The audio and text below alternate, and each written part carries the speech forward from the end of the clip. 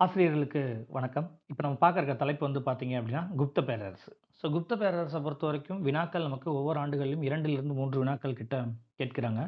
அந்த அடிப்படையில வினாக்கள் விழக்கூடிய பகுதிகள் வந்து பார்த்தோம் அப்படின்னா, ஃபர்ஸ்ட்டு சான்றுகள். அதற்கு அடுத்து எடுத்துக்கிட்டோம் அப்படின்னு பார்த்தீங்கன்னா, அந்த சான்றுகள்ல வரக்கூடிய வெளிநாட்டவருடைய குறிப்பு. அதில எஸ்பெஷலி பாகியானுடைய குறிப்பு. அதுக்கப்புறம் எடுத்துக்கிட்டோம் அப்படின்னு பார்த்தோம்னா, கல்வெட்டுகள பேஸ் பண்ணி வினாக்கள் கேட்குறாங்க.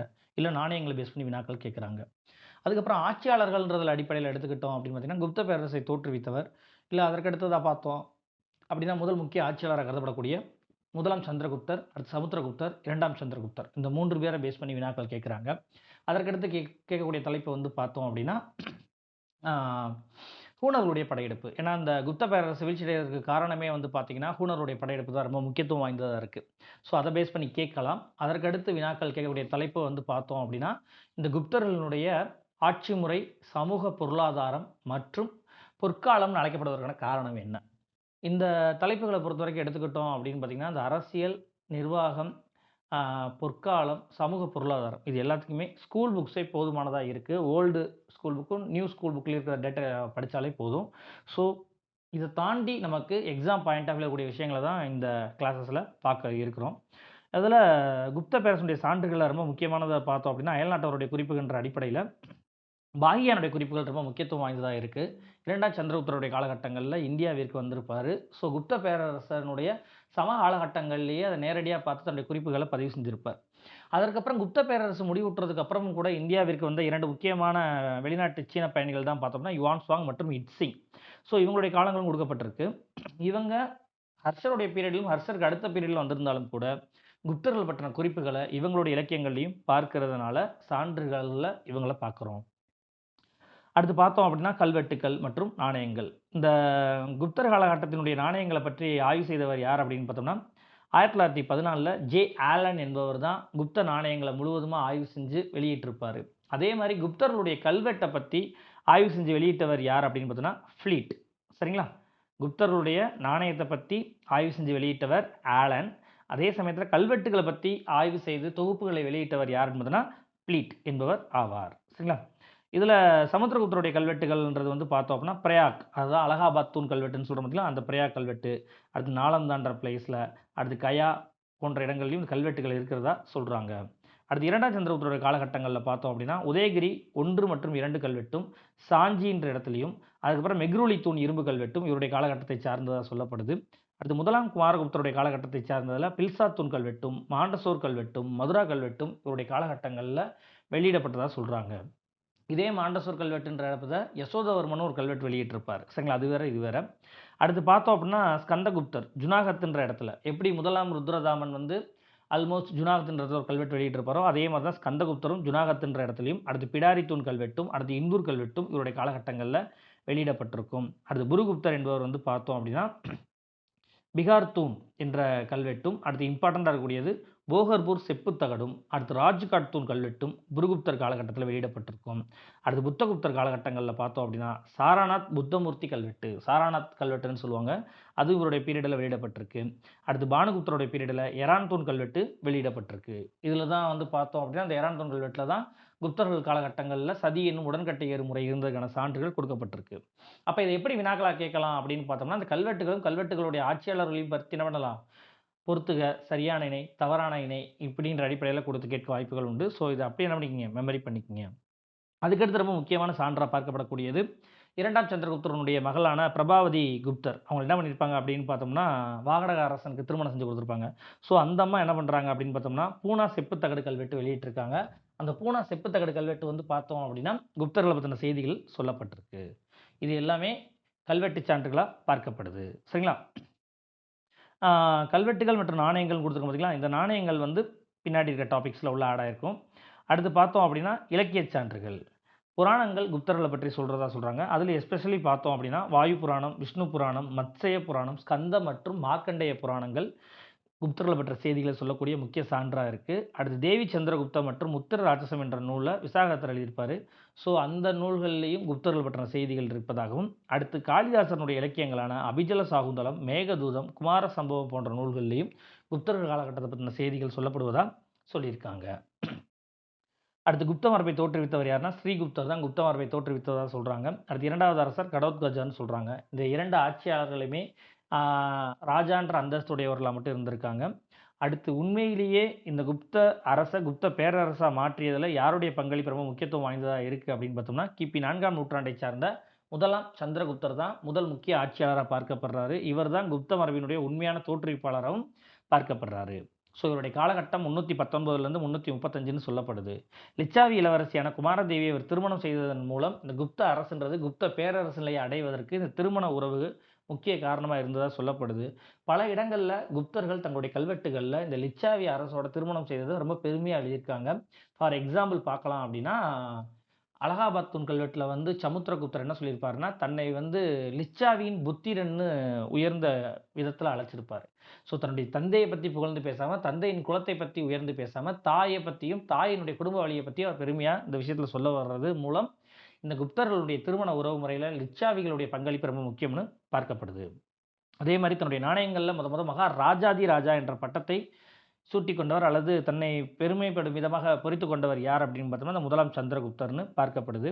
ஸோ இவருடைய ஆட்சி என்பது பெரும்பாலும் கங்கை சமவெளியில மட்டுமே நடைபெற்றதா சொல்லப்படுது.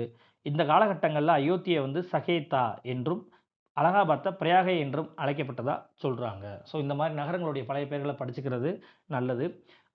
சமீபத்தில கூட பார்த்தோம் அப்படின்னா, மத்திய அரசாங்கம் என்ன பண்ணாங்க அப்படின்னு பார்த்தோம்னா, இந்த அலகாபாத்துக்கு பிரயாக் அப்படின்ற தங்களுடைய புராண கால ஐ மீன் இந்த குப்தர் காலகட்டத்தில இருந்த பெயரையே மீண்டும் கொண்டு வந்தது கூட இங்க குறிப்பிடத்தக்க ஒன்றா பார்க்கப்படுது. குப்தர் காலகட்டத்தினுடைய சகாப்தத்த முதலாம் சந்திரகுப்தர் தான் தோற்றுவித்தார். அந்த காலகட்டத்த 319, 320ன்னு சொல்றாங்க. ஸோ 319, 320 காலகட்டங்கள்ல குப்த சகாப்தத்தை தோற்றுவித்தவர் யாருன்னு வினா கேட்டா, முதலாம் சந்திரகுப்தர் என்பது சரியான பதில். இல்ல குப்த சகாப்தத்தை தோற்றுவித்தவர் யாருன்னு கேட்டாலும், அதுக்கு முதலாம் சந்திரகுப்தர் என்பது தான் சரியான பதில்.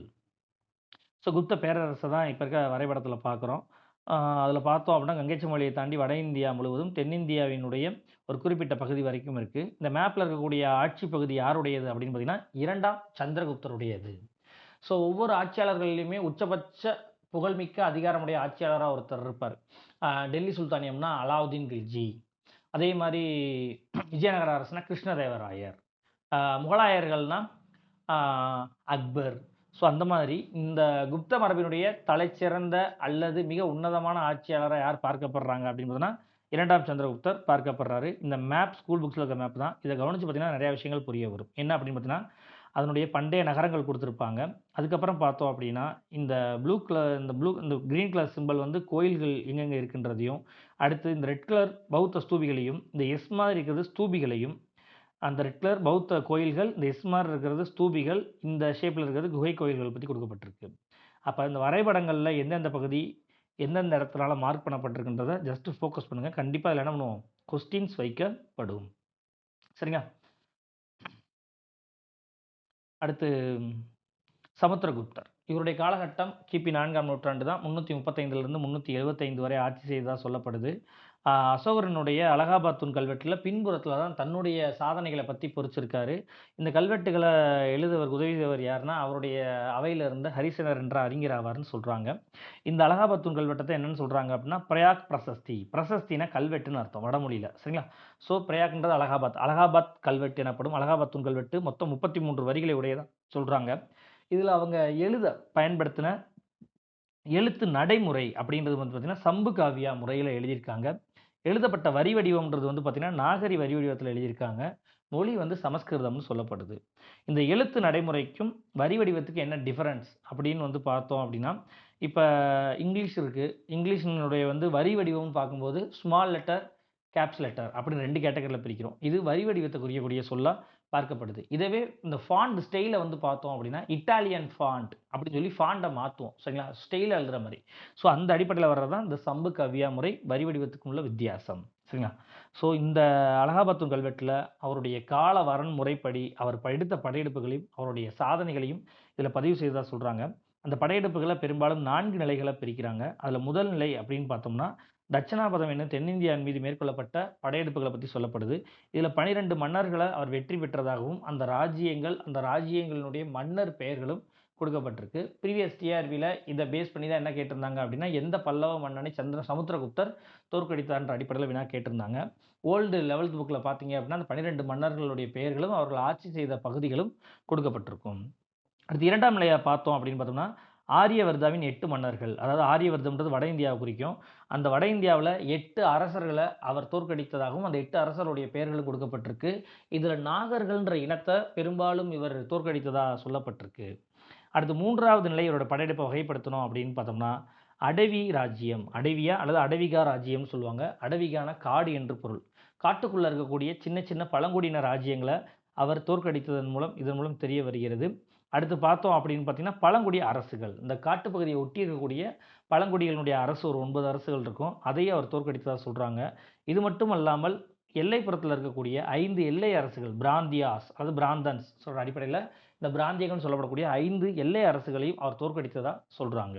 ஸோ இந்த குறிப்புகளும் இந்த சமுத்திரகுப்தருடைய அலகாபாத் கல்வெட்டில இருக்கிறதா சொல்லப்படுது. இதை தாண்டி எல்லைப்புறத்தில இருந்த குஷானர்கள், சாகர்கள் இவர்களை தோற்கடித்து தங்களுடைய மேலாண்மையை நிலைநாட்டியதாகவும், இலங்கையில் இருந்த ஆட்சியாளர்களும் இவங்களுடைய மேலாண்மையை ஏற்றுக்கொள்ளப்பட்டதா சொல்லப்படுகிறது. அப்ப இதன் மூலம் நமக்கு என்ன தெரிய வருது அப்படின்னு பார்த்தோம்னா, இந்த சமுத்திரகுப்தரனுடைய நேரடி ஆட்சி அப்படின்றது வந்து பார்த்தோம் அப்படின்னா, கங்கை சமவெளியை தாண்டி இந்த பக்கம் கங்கை சமவெளி முழுவதும் தாண்டி தென்னிந்தியா வரை கொஞ்சம் பரவி இருந்தாலும் கூட, இவருடைய ஆதிக்கம்ன்றது வந்து பார்த்தோம் அப்படின்னா, ஏறத்தாழ தென்னிந்தியா வரவே இருந்திருக்கு. ஏன்னா, அவர் தென்னிந்தியாவின் மீது படையெடுப்பு மேற்கொண்டு வந்து போனதா சொல்றாங்க. ஸோ, இந்த மேப்ல காட்டக்கூடிய லொக்கேஷன் அடிப்படையில தான் அவர் படையெடுத்து வந்ததா சொல்றாங்க.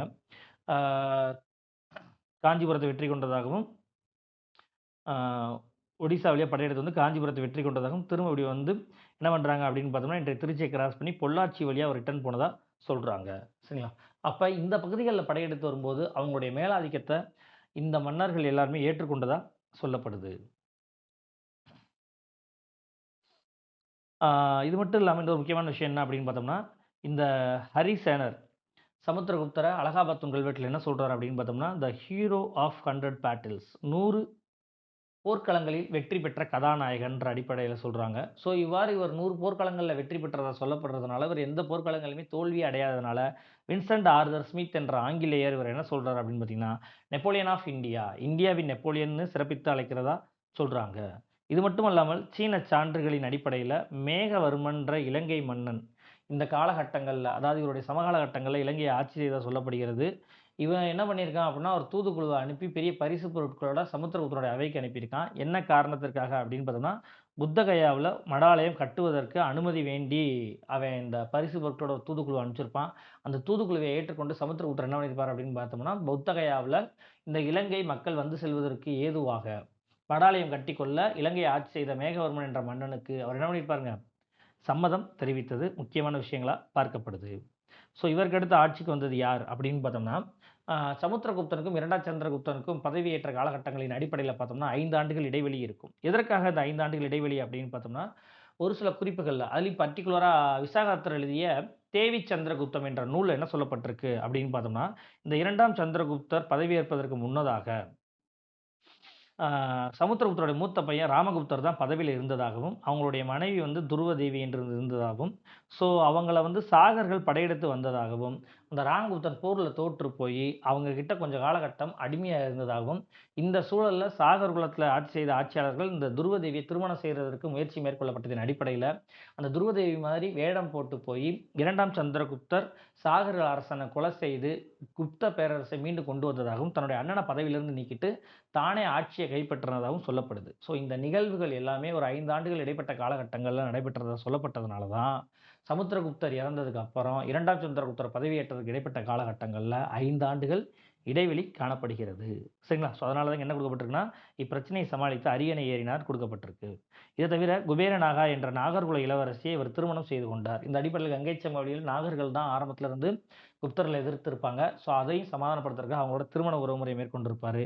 இது மட்டும் அல்லாமல் மேற்கு இந்தியாவுல ஒரு சுமூகமான உறவுமுறையும், வணிக ரீதியான குப்த பேரரசினுடைய ஆதிக்கத்தை நிலைநாட்டுவதற்காக என்ன பண்ணிப்பாங்கன்னா, பிரபாவதி என்ற தன் மகள வாகடகுல இளவரசன் சரிங்களா? 2ஆம் ருத்ரசேனாவிற்கு திருமணம் செய்து கொடுத்ததா சொல்லப்படுது. இந்த அடிப்படையில வாகடர்களுடைய நட்புறவையும் அவர் பெற்றுக்கிட்டதா சொல்றாங்க. மேலும் 3ஆம் ருத்ரசிம்மன் என்ற சாகர்குல அரசன அவர் அழித்ததுனால, தனக்கு சகாரின்ற பட்டத்தை சூட்டிக்கிட்டதாகவும் சொல்கிறாங்க. ஸோ இந்த 3ஆம் ருத்ர சிம்மன் தான் வந்து பார்த்தோம் அப்படின்னா கடைசி சாகர் ஆட்சியாளராக பார்க்கப்படுறாரு. இவ்வாறு வணிக வளர்ச்சி பெற்ற உஜ்ஜயினி 2ஆம் தலைநகராக 2ஆம் சந்திரகுப்தரோட பீரியடில் அறிவிக்கப்பட்டது. சரிங்களா? ஏன் உஜ்ஜயினிங்கிற முக்கியமாக பார்க்கப்படுது அப்படின்னு பார்த்தீங்கன்னா உங்களுக்கு வரைபடத்தை பார்த்தாலே தெரியும். இந்த அரபிக்கடல்ல இருந்து நடைபெறக்கூடிய வியாபார போக்குவரத்து எல்லாமே இந்த பகுதிகள் வழியாக தான் வட இந்தியாவுக்கு வந்து சேர்ந்தது. அப்போ உஜ்ஜயினியை டச் பண்ணி தான் போக முடியும். ஏன் ஏற்கனவே நம்ம ஜியாகிரபிக்கல் ஃபியூச்சர்ஸில் பார்த்தோம். இந்திய சாத்புரா மலைகள் இருக்குது. அதுக்கப்புறம் ஆரவழி மலைத்தொடர் அங்கேருந்து உருவாகி போகுது. அப்போ இந்த வழியாக இந்த பகுதியினுடைய இடைப்பட்ட வழியாக தான் என்ன பண்ண முடியும் அப்படின்னு பார்த்தீங்கன்னா உஜ்ஜயினி வந்து தான் கங்கை சமவெளிக்கு தேவையான பொருட்கள் எல்லாமே அந்த காலகட்டங்களில் கொண்டு வரப்பட்டது. எனவே வணிக ரீதியாக குப்த பேரரசை நிலைநிறுத்துவதற்காக தான் இந்த பகுதியை தன்னோட இணைத்துக்கிட்டு படையெடுத்ததாக சொல்கிறாங்க. ஸோ இது மட்டும் இல்லாமல் நவரத்னங்கள் என்ற 9 அறிஞர்களை அவர் தன்னுடைய அவையில் வைத்திருந்து பராமரித்ததாகவும் சொல்லப்படுகிறது. இந்த 9 அறிஞர்களுமே பல துறைகளில் ஈடுபட்ட வளர்ச்சியின் காரணமாக தான் குப்தர் காலத்தை என்னன்னு சொல்கிறாங்க, பண்டைய இந்தியாவின் பொற்காலம்னு சொல்கிறாங்க. ஸோ ஸ்கூல் புக்ஸ்லேயே அதை பற்றின நிறைய டேட்டாஸ் கொடுக்கப்பட்டிருக்கு. அடுத்து 2ஆம் சந்திரகுப்தருடைய நாணயத்தை பிக்சரில் பார்க்குறோம். அதுக்கப்புறம் பார்த்தோம் அப்படின்னா வீணை வாசிக்கும் சமுத்திரகுப்தருடைய நாணயத்தை பார்க்குறோம். இதில் வீணைன்றது அவ்வளோ தெளிவாக இல்லைனாலும் கூட அது வாசிப்பு சம்மந்தமாக கொடுக்கப்பட்டிருக்கு. இந்த காலகட்டங்களில் இருக்க மாதிரி வீணையோட அமைப்பு அந்த காலகட்டங்களில் இல்லைன்றது நமக்கு தெரிய வருது. அடுத்து மெஹ்ருலி இரும்புத்தூண் 2ஆம் சந்திரகுப்தர் காலகட்டங்களில் தான் மெஹ்ருலி இரும்புத்தூண்றது வெளியிடப்பட்டிருக்கும். இது தற்போது குதுப் மினார் வளாகம் மெஹ்ருலி டெல்லியில் இருக்கிறதா சொல்கிறாங்க. ஒரு சிலர் என்ன சொல்கிறாங்க அப்படின்னா இது ஆரம்பத்தில் வந்து கங்கை சமவெளியில் தான் நிறுவப்பட்டதாகவும் பிற்காலத்தில் தான் அதை ராஜபுத்திரருடைய பீரியடில் தான் எடுத்துகிட்டு போய் டெல்லியில் நிறுவனதாகவும் ஒரு சில வழக்காறுகள் செய்தி சொல்லப்படுது. பட் தற்போது மெஹ்ருலி இரும்புத்தூண் எங்கே இருக்குதுன்னு கேட்டாங்கன்னா குதுப் மினார் வளாகம் மெஹ்ருலி டெல்லியில் இருக்கிறதா சொல்லப்படுது. இதனுடைய உயரம் 7.21 மீட்டர் 7.21 மீட்டர் எனவும் அடி கணக்கில் 23 அடி 8 அங்குலம் எனவும் சொல்லப்படுது. இதனுடைய எடை வந்து பார்த்திங்கன்னா 6 டன்னுக்கு மேலே இருக்கலாம் என்று சொல்லப்படுகிறது.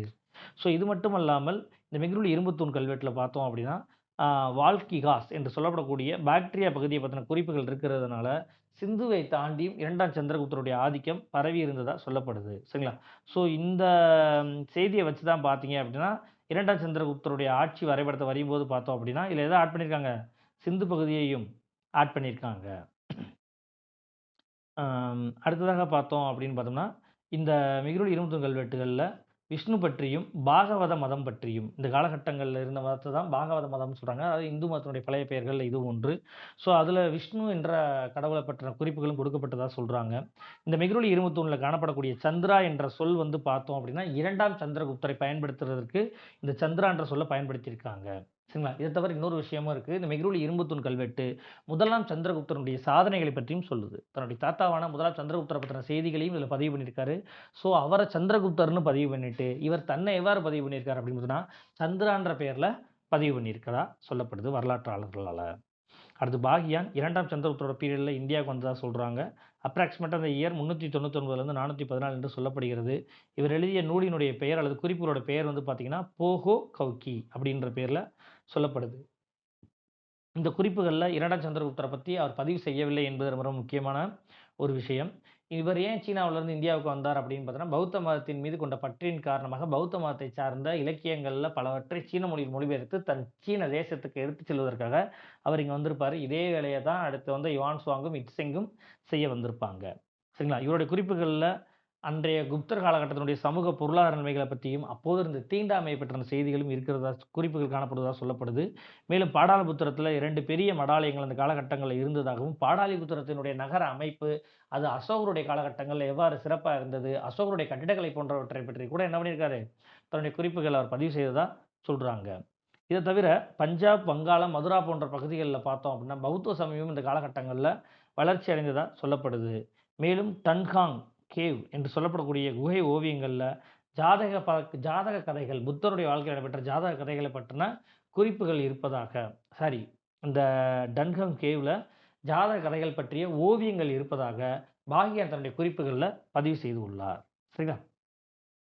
அடுத்து 1ஆம் குமாரகுப்தரோட பீரியட். இவருடைய மிகப்பெரிய அச்சீவ்மெண்ட் என்ன அப்படின்னு பார்த்தோம்னா நாலந்தா பல்கலைக்கழகத்தை இவர் தான் தோற்றுவிச்சதாக சொல்கிறாங்க. அப்போ நாலந்தா பல்கலைக்கழகம் எந்த நூற்றாண்டு அப்படின்னு பார்த்தீங்கன்னா 5ஆம் நூற்றாண்டு காலகட்டத்தை சார்ந்தது. இத தவிர வந்து பார்த்தோம் அப்படின்னா, புஷ்யமித்திர என்ற பழங்குடியினர்கள். இது சுங்கர் வம்சமான்னு கேட்டா கிடையாது. இவங்க வேற புஷ்யமித்திரர் என்ற பழங்குடியினர் இந்த காலகட்டங்கள்ல இருந்ததாகவும், அதே சமயத்தில ஹூணர்கள்ன்றவர்களும் இந்த முதலாம் குமாரகுப்தருடைய காலகட்டங்கள்ல தாக்குதல் தொடுத்ததாக கங்கை சமவெளியில கொள்ளையடிக்க வந்ததாக செய்தி குறிப்புகள் முதலாம் குமாரகுப்தர் காலகட்டங்கள்ல காணப்படுது. இது தவிர இன்னொரு முக்கியமான விஷயம் என்ன அப்படின்னு பார்த்தீங்கன்னா, ஹூணர்களுடைய படையெடுப்பு எந்த காலகட்டங்கள்ல இருந்து தொடங்கியது கூட வினாக்கள் கேட்கலாம். அதற்கு ஆன்ஸர் முதலாம் குமாரகுப்தர் என்பது ஆகும். அவருக்கடுத்து ஸ்கந்தகுப்தர் ஆட்சிக்கு வராரு. இவர் தான் கடைசி வலிமையான குப்த மன்னனா பார்க்கப்படுறாரு. ஸோ புஷ்யமித்திரர், ஹூணர்கள் போன்றவருடைய தாக்குதல் ஸ்கந்தகுப்தர் காலகட்டங்கள் நடைபெற்றதா சொல்றாங்க. சந்திரகுப்த மௌரியருடைய காலகட்டங்கள்ல கட்டப்பட்ட சுதர்சன ஏரி குஜராத்ல இருக்கு. ஸோ அந்த சுதர்சன ஏரி பகுதி என்ன பண்றாரு இவரு, தன்னுடைய கை காசு செலவச்சு இவர் என்ன பண்ணியிருக்காங்கன்னா, பழுது பார்த்ததா சொல்லப்படுகிறது. ஏறத்தாழ அந்த சுதர்சன ஏரிய பத்தி நம்ம பார்த்திருக்கோம். சந்திரகுப்த மௌரியர் இந்த சுதர்சன ஏரிய உருவாக்கியதாகவும், சரிங்களா? அத பிற்காலத்துல வந்த சாகர் ஆட்சியாளரான ருத்ரதாமன்றவர் என்ன பண்ணியிருக்காரு, அத தன் கை காச போட்டு செலவழிச்சு பழுது பார்த்ததாகவும், அவர் ஜுனாகத்ன்ற இடத்துல ஒரு பாறை கல்வெட்ட உருவாக்கி சொல்லியிருப்பாரு. ஸோ அதே பணிய தான் இங்க யார் செஞ்சிருக்கா அப்படின்னு பார்த்தோம்னா, இந்த ஸ்கந்தகுப்தரும் மேற்கொள்ளப்பட்டதா சொல்லப்படுகிறது. அடுத்து பார்த்தோம் அப்படின்னு பார்த்தோம்னா, இந்த சுதர்சன ஏரி பழுது பார்க்கப்பட்ட செய்தி ஜுனாகத் பாறை கல்வெட்டில் சொல்லப்பட்டிருக்கு. அப்ப ஏதோ இருந்த சரிங்களா, ஸ்கந்தகுப்தருடைய ஆளுநர் யாருன்னா, பர்ணதத்தா என்பவரும், அவருடைய பையனான சக்கரபாலிதா இவங்க 2 பேரும் தான் இந்த புனரமைப்பு பணிய பார்த்ததா சொல்றாங்க. புனரமைப்பு மீன்ஸ் வந்து பார்த்தீங்க அப்படின்னா, பழுது பார்க்குதல். இந்த சுதர்சன ஏரிய பழுது பார்க்குற பணிய அவங்க 2 பேர் தலைமையில தான் அவர் ஒப்படைச்சதா சொல்லப்படுது. இத தாண்டி பார்த்தோம் அப்படின்னா, அந்த ஹூண ஆட்சியாளர்கள்னு பார்க்கும்போது, ஹூண ஆட்சியாளர்கள்லேயே மிகவும் முக்கியமானவர், அதே சமயத்தில முதல் இந்திய பகுதிகள்ல அறியப்படுற ஹூணர் யார் என்பதுனா, தோரமன்னர் என்பவர்ன்னு சொல்றாங்க. ஸோ இவங்க வந்து யார் அப்படின்னு பார்த்தீங்கன்னா, காஸ்பியன் கடல் பகுதிகள்ல உருவான ஒரு நாடோடி இனக்குழு என்று சொல்லப்படுகிறது. இவங்க காஸ்பியன் கடல் பகுதிக்கு வர்றதுக்கு முன்னதாக, இவங்க எந்த பகுதியில இருந்தாங்க அப்படின்னா, சீன பகுதிகள்ல இருந்து வந்ததா ஒரு சிலர் என்ன பண்றாங்க சொல்றாங்க. அந்த மங்கோலிய இனத்தை சார்ந்தவர்களா இவங்கள சொல்லப்படுது. ஸோ அவங்க அதுக்கப்புறம் காஸ்பியன் கடல் பகுதியில வந்ததாகவும், காஸ்பியன் கடல் பகுதியிலிருந்து பண்டைய ரோமானிய சாம்ராஜ்யத்தின் மீது படையெடுத்து, அந்த ரோமானிய சாம்ராஜ்யம் வீழ்ச்சியடைய காரணமாக இருந்ததா சொல்றாங்க. ஸோ அதே மாரி மத்திய ஆசிய பகுதிகள்ல இருந்து மீண்டும் இந்தியாவை நோக்கி சரிங்களா, படையெடுத்து வந்ததாகவும், இந்தியாவுல குப்த பேரரசு வீழ்ச்சியுறுவதற்கு இவங்க தான் காரணமா பார்க்கப்படுறாங்க. இந்த ஹூணருடைய படையெடுப்பின் காரணமாக தான் வடமேற்கு இந்தியாவுல பௌத்த மதம் மிகப்பெரிய அடியை வாங்கியதா சொல்லப்படுது. அப்ப வடமேற்கு இந்தியாவுல பௌத்த மத வீழ்ச்சி தொடங்கியதற்கு மிக முக்கிய காரணம் யார் என்பதுனா, ஹூணர்களுடைய காலகட்டங்கள்ல மேற்கொள்ளப்பட்ட தாக்குதல்களே முக்கியமான விஷயமா சொல்றாங்க. சரிங்களா? அந்த அடிப்படையில முதல் ஹூண ஆட்சியாளரா இந்திய வரலாற்றுல தெளிவுபடுத்தப்படக்கூடியவர் யாருன்னா, தோரமன்னர்ன்னு சொல்றாங்க. இவர் சமண சமயத்தை பின்பற்றியதாகவும், இவரைத் தொடர்ந்து அவருக்கு அடுத்து அவருடைய பையனான ஆட்சிக்கு வந்த மிகிரகுலார் என்பவர் பதவிக்கு வந்ததா சொல்றாங்க. ஸோ இவரு சகாலா என்று சொல்லக்கூடிய இன்றைய சியால்கோட் பகுதிய வச்சு ஆட்சி பண்ணதா சொல்லப்படுகிறது. இவர் பௌத்த சமயத்தை சார்ந்தவர் என்று சொல்லப்படுது. அப்ப இந்த ஹூணர்களுடைய படையெடுப்பின் அடிப்படையில வந்து பார்த்தோம் அப்படின்னா, ஒவ்வொரு ஆட்சியாளர்களையும் பழங்குடியினர் இருந்திருக்காங்க. இவங்க எந்த மதத்தையும் நிலையா என்ன பண்ணல, ஃபாலோ பண்ணல.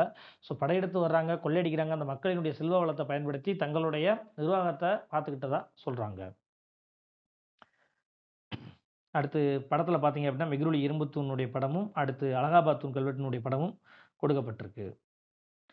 இத தவிர பார்த்தோம் அப்படின்னா, பாக்யானுடைய பிக்சர் இருக்கு. அடுத்து நாலந்தா பல்கலைக்கழகம் அந்த காலகட்டங்கள்ல எவ்வாறு இருந்ததென்று காணப்படக்கூடிய இன்றைய இடிபாடு, அதனுடைய அகழ்வாய்வு செய்யப்பட்ட அடிப்படையில அதனுடைய அ எச்சங்களுடைய படம் இருக்கிறதா சொல்லப்படுது.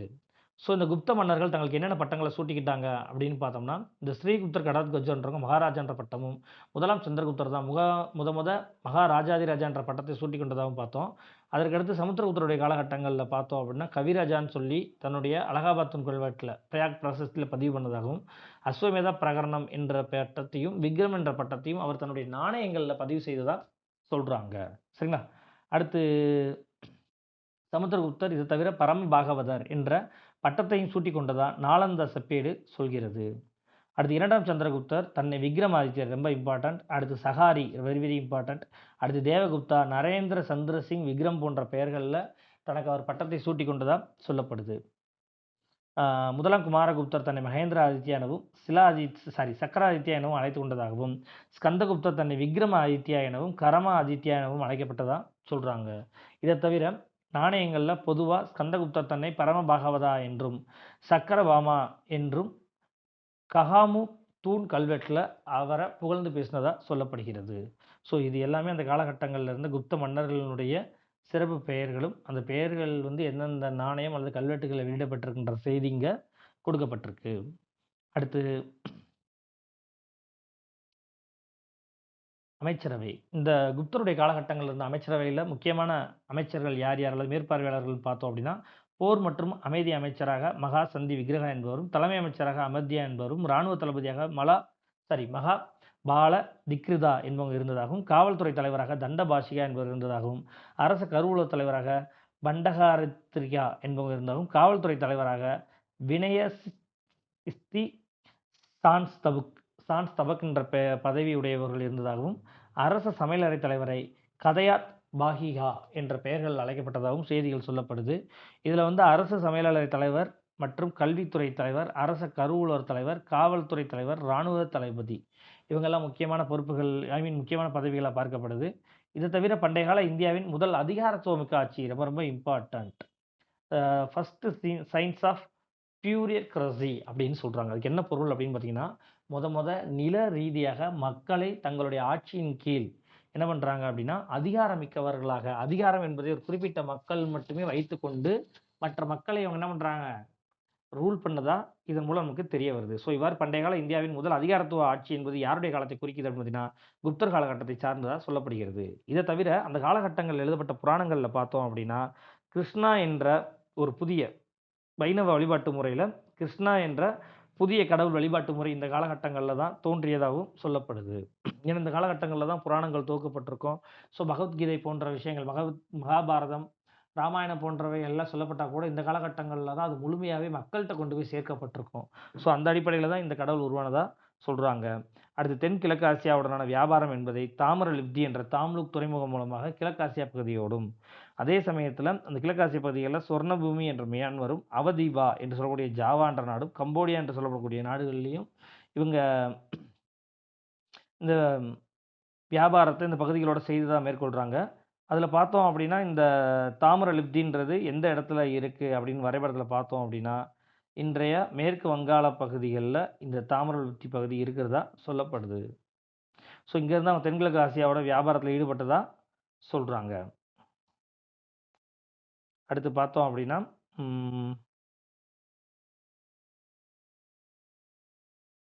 அஜந்தாவில் இருக்கக்கூடிய ஓவியம் சரிங்களா. அதுக்கு முன்னாடி இன்னொரு விஷயம் நல்லா பார்த்தலாம். சொர்ணபூமின்றது மியான்மர் பர்மாவை குறிக்கும், யவதீபா அப்படின்றது ஜாவாவை குறிக்கும், கம்போஜா என்பது கம்போடியா நாட்டை குறிக்கும். ஸோ இங்கே பிக்சரில் பார்க்குறது வந்து பார்த்தோம் அப்படின்னா, அஜந்தாவில் இருக்கக்கூடிய பௌத்த சைத்தியங்களை சார்ந்த ஓவியங்கள்.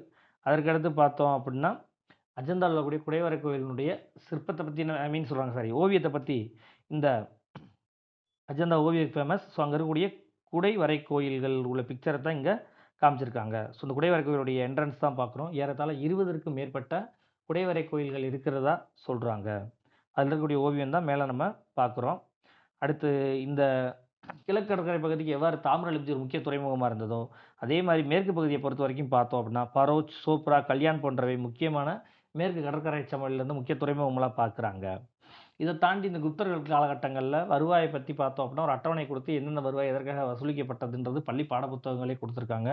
அதுக்கப்புறம் ஒவ்வொரு நிலமும், விவசாய நிலம், தரிசு நிலம், மேய்ச்சல் நிலம் போன்றவைகள்லாம் எவ்வாறு அழைக்கப்பட்டதுன்றதும் ஸ்கூல் புக்லேயே கொடுக்கப்பட்டிருக்கு. ஸோ அதை தாண்டி எக்ஸ்ட்ரா இருக்க விஷயம் தான் இங்கே பார்க்குறோம். சீதா அப்படின்றது அரசரின் கீழ் உள்ள நிலம். அதாவது அரசர்கிட்ட ஒரு குறிப்பிட்ட அளவு நிலம் இருக்கும். அந்த நிலத்தில் இருக்கக்கூடிய மக்கள் வரி செலுத்தக்கூடிய முறையத்தை என்னென்னு சொல்கிறாங்க, சீதா என்று சொல்லப்படுது. அடுத்து பாகா என்பது வந்து பார்த்தோம் அப்படின்னா, ஒவ்வொரு மாகாணங்கள்லையும் என்ன பண்ணுறாங்க அப்படின்னு பார்த்தோன்னா, வரி வசூல் செய்யும் வரி நிலம் அப்படின்னு சொல்லப்படுது. அதாவது மாநில ஆட்சியின் கீழ் இருக்கக்கூடிய நிலங்கள். அடுத்து பார்த்தோம் அப்படின்னு பார்த்தீங்கன்னா, போக பாக்யா அப்படின்றது இந்த நிலங்களில் பெறப்பட்ட வரி வந்து பார்த்தோம் அப்படின்னா, பெரும்பாலும் போகம் அனுபவத்திற்காக கொடுக்கப்பட்டது சரிங்களா. ஸோ அந்த அடிப்படையில் நிலம் தானமாக கொடுக்கப்பட்டதாக சொல்கிறாங்க. இது அக்ரஹாரம், தேவ கிரகாரம் அப்படின்ற 2 நிலையில் பிரிக்கிறாங்க. அக்ரஹாரா என்பது வந்து பார்த்தோம் அப்படின்னா, பிராமணர்களுக்காக கொடுக்கப்பட்ட நிலமாகவும், தேவ கிரகா என்பது வந்து பார்த்தோம் அப்படின்னா, ஆலயத்திற்காக கொடுக்கப்பட்ட நிலமாகவும் பார்க்கப்படுது. இந்தியாவில் முத பிராமணர்களுக்காகவும் கோயில்களுக்காகவும் தானங்கள் வழங்கிய முறையை தொடங்கி வைத்தவர்கள் யார் அப்படின்னு பார்த்தோன்னா, குப்தர்கள் தான் என்பது முக்கியத்துவம் வாய்ந்த ஒன்றாக பார்க்கப்படுது. இதை தவிர குப்த பேரரசனுடைய நாணயங்கள் அப்படின்னு பார்த்தோம்னா, தங்க நாணயங்களை மட்டுமே இந்த சமுத்திரகுப்தர் வெளியிட்டதாக சொல்கிறாங்க. இவர் 7 வகையான தங்க நாணயங்களை வெளியிட்டதாக சொல்லப்படுகிறது. நீங்கள் ஒன்று கேட்கலாம், அப்படி கிடையாதே, நான் பார்த்தேன் அதில் 8 வகையான தங்க நாணயங்கள் தான் அவர் வெளியிட்டதாக சொன்னாங்க. தங்க நாணயம் மட்டும்தான் அவர் வெளியிட்டதாக சொல்லப்பட்டது அப்படின்னு சொல்கிறாங்க. அது உண்மைதான் சரிங்களா. ஸோ அந்த அடிப்படையில் பார்த்தோம் அப்படின்னா, ஸ்டாண்டர்ட் டைப்ஸ் நிலையான நாணயங்கள். த ஆர்கர் டைப்ஸ் ஆர்கர் டைப்ஸ் வந்து பார்த்தோம் அப்படின்னா வில் அம்பாலிகள் போன்ற உருவம் பொறிக்கப்பட்டது. அடுத்து பேட்டில் ஆஃப் ஆக்ஸ் டைப்ஸ் கோடாலியை போர்க்களத்தில் எவ்வாறு பயன்படுத்துவது.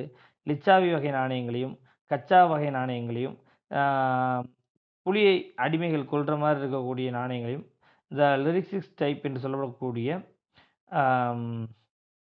நாணயங்களில் பாடல்கள் மூலமாக எழுதப்பட்ட செய்திகளை குறிக்கக்கூடிய வகையில் இது பார்க்கப்படுது. ஸோ இத்தனை அடிப்படையில் சமுத்திரகுப்தரோட நாணயங்களில் நமக்கு வரலாற்றை எழுதுவதற்கான சான்றுகளை விட்டுட்டு போனதாக சொல்லப்படுகிறது. ஸோ இதில் நாணயங்களை பொறுத்த வரைக்கும் பார்த்தோன்னா ஸ்டாண்டர்ட் டைப்ஸ்ன்ற நிலையான நாணயங்கள். ஆர்கஸ் டைப்ஸ் ஒன்று பார்த்தோன்னா வில்லம்பு நாணயம்.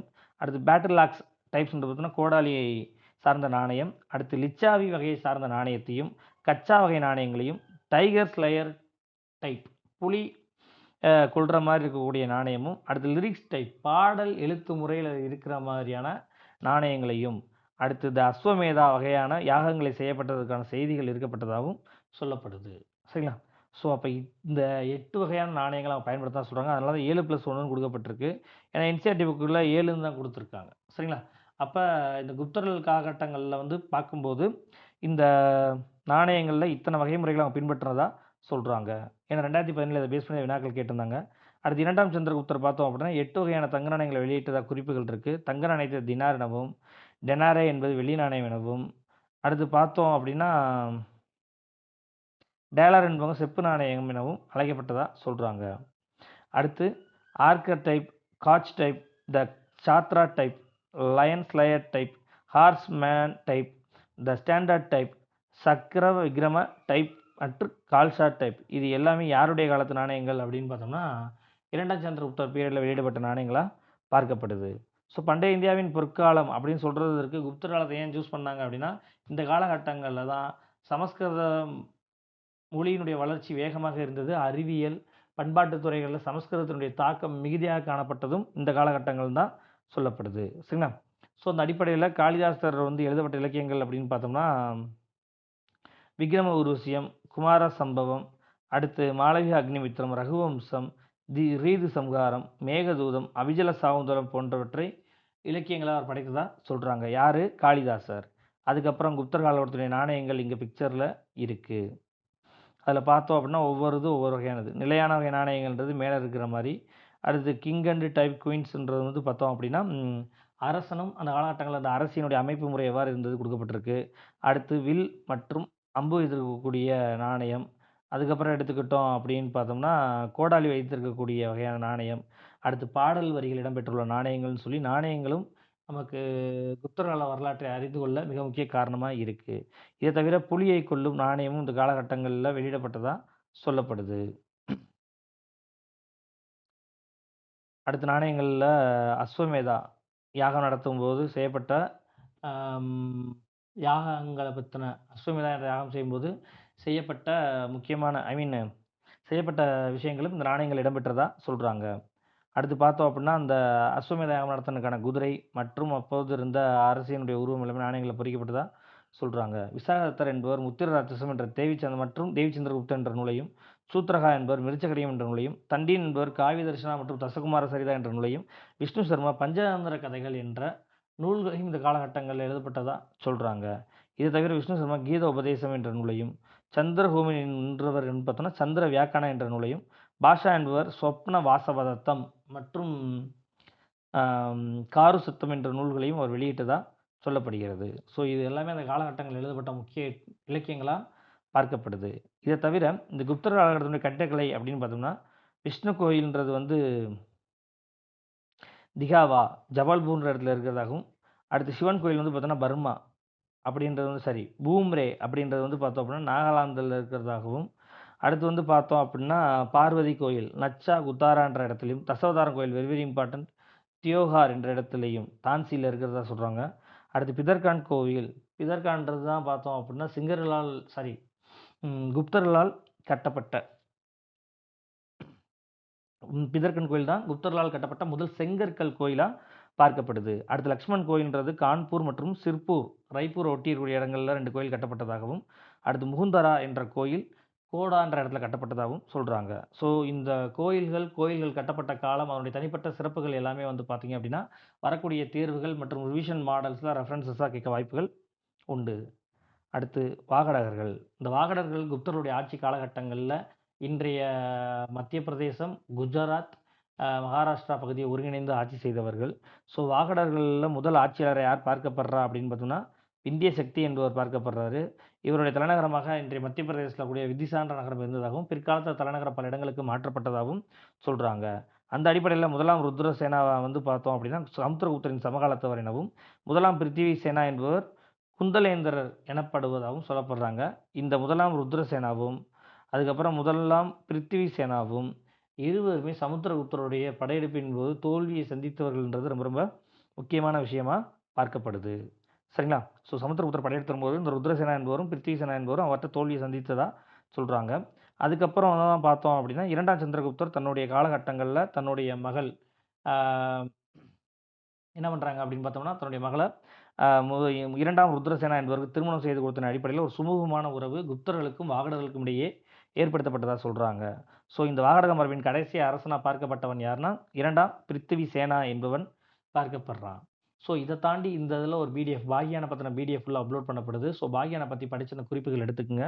நான் மீண்டும் சொல்றேன், இங்க இருக்கக்கூடிய கன்டென்ட் எல்லாமே பார்த்தீங்க அப்படின்னா, நமக்கு திரும்ப எக்ஸாம் பாயிண்ட் ஆஃப் வியூல புக்ஸோட சேர்த்து படிக்கக்கூடிய இம்பார்ட்டன்ட் பாயிண்ட்ஸ் மட்டும் தான்.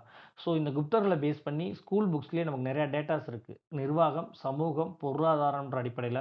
அதுக்கு கொஞ்சம் ஹைலைட் பண்ணுங்க. பண்டைய கால இந்தியாவின் பொற்காலம்னு அழைக்கப்பட்டதுல, ஆ இலக்கியம், அறிவியல் இது போன்ற பல துறைகள்ல சமஸ்கிருத மொழியின் மூலமாக பெரிய முன்னேற்றம் அடைந்தது. அதனால தான் இது என்ன சொல்றாங்கன்னா, பண்டைய இந்தியாவின் பொற்காலம்னு சொல்றாங்க. அப்ப அத பத்தின இலக்கியங்கள், குறிப்புகள் போன்றவற்றை நல்லா படிச்சுக்கிறது ரொம்ப பயனுள்ள வகையில இருக்கும். சரிங்களா? Thank you.